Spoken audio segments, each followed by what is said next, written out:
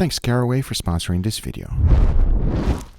Today I'm going to be pushing my steak knowledge boundaries as I'll be using this key ingredient for today's experiment. It's a colorless organic acid. You probably ate it several times without even knowing. It can be found in candy, soft drinks, and many other things. I have no experience with this ingredient, so I had to run some tests. First, what happens if you heat it up? Well, that took no time at all. It liquefied in less than 5 minutes. Have you ever heard of sour shrimp? Let me tell you something. This is weird, but tasty at the same time. I tried the same thing with steak, and to my surprise, it was not bad. That's when I knew this experiment had 50% chance of working, and that is good enough for me. The first thing I needed was a big piece of steak. I went with this 4-bone rib roast. Now in order to keep things consistent, the first thing I need to do is to have 2 halves. I really want to know if this is going to improve the steak or not. As one, we'll be running our experiment with it, and the other one I'll be using as a controlled dry-aged steak. The first thing I needed to do was to make the acid moldable. So for that, I just added a tiny bit of water, mixed it all up, and it was now ready. Then on a baking sheet with parchment paper, I laid down a good amount of it, put my steak right on top, and immediately started adding as much mixture as I could. The idea here is to ensure that every single edge is perfectly covered with it. The more, the better. I wanted complete coverage with it. The last thing I want is to have some spaces in between, because once I was done, take a look. It looks like an iceberg. And if I'm being completely honest, I have no idea what the acid will do to the steaks, but I'm hoping for the best. Because now that this part is done, into the dry ager both of them will go. First the control, followed by the one we just made. And the only thing left to do now is wait. As once the time was up, take a look. Not much has changed. That's because the acid did its job. It created a nice wonderful crust throughout the steak, and I cannot wait to find out what was gonna be inside. So for that, I'm gonna shut up and let you experience it with me.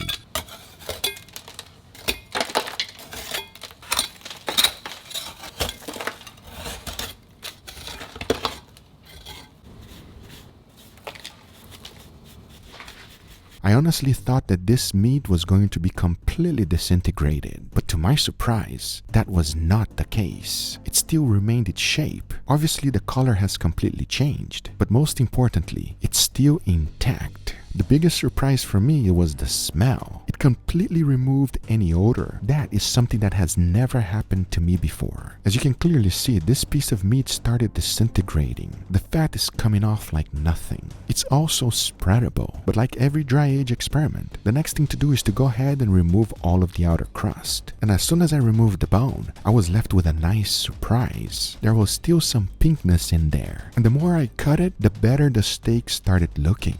So I went ahead and finished trimming the whole thing. Now don't forget, we still have the controlled dry-aged one, which I also trimmed nicely, because once I was done trimming everything, take a look. Here we have both steaks, the real dry-aged on the left and the acid dry-aged one on the right. They both look fantastic, and I cannot wait to find out how they're gonna taste, because the only thing left to do is to go ahead and get them seasoned. For that, I kept it real simple. A good amount of salt followed by freshly ground black pepper. No garlic powder at all. As once they were perfectly seasoned, just in case things do not turn out very good, I decided to go ahead and make an awesome side dish. And this one, I wanted to make sure that it was ridiculously easy for everyone to make. And here's how I made it. The first thing we need is bread. This sweet Hawaiian rolls is gonna be perfect. The first thing to do is to go ahead and make a hole right in the middle. Don't make it too deep though. We still want some bread in between. Once that was done, you want to put some filling in the middle. And you already know that we love meat, so I went ahead and went with some meatballs. I like to make my meatballs from scratch. First, I added some ground beef to a bowl, followed by some garlic powder, black pepper, and salt. Mixed that up real good and went ahead and made some tiny balls. The idea is to make sure that the balls will fit in the hole, because the next thing to do is to go ahead and cook them up. So into a pan, I added a tiny bit of oil, threw down all of my balls, and started to stir them up. Next up, I added some marinara sauce before adding the balls in. Then as you can see, the meatballs are a perfect fit. Now if you choose not to use them, you can use anything you like. But once I was done, I said, you know what? We're gonna need to make this even better. How about we added some garlic sauce? So first into a bowl I threw in some melted butter, followed by garlic, salt, and parsley. Mix that up real good, and it was ready to be brushed in top of the buns. The more garlic butter, the better. Then I added a tiny bit more of marinara sauce, followed by a generous amount of mozzarella cheese. But wait, I was not done yet, because you gotta add some Parmigiano Reggiano right on top. Now you want to transfer to a baking sheet, and into the oven it goes at 350 degrees Fahrenheit. Because once the cheese has completely melted, add a tiny bit of parsley right on top, and there you have it. Today's side dish. I know I say a lot my side dishes are ridiculously easy to make, but come on now, this one is as easy as it gets, and I can promise you one thing, it's gonna please everyone. However, remember we still gotta cook the steaks. So first, I'll be putting a nice wonderful sear. Once that's done, I'll be cooking them in indirect heat, and for that I'll be using my wireless thermometer. So now I say, it is enough talking and it is time to grill, so let's do it.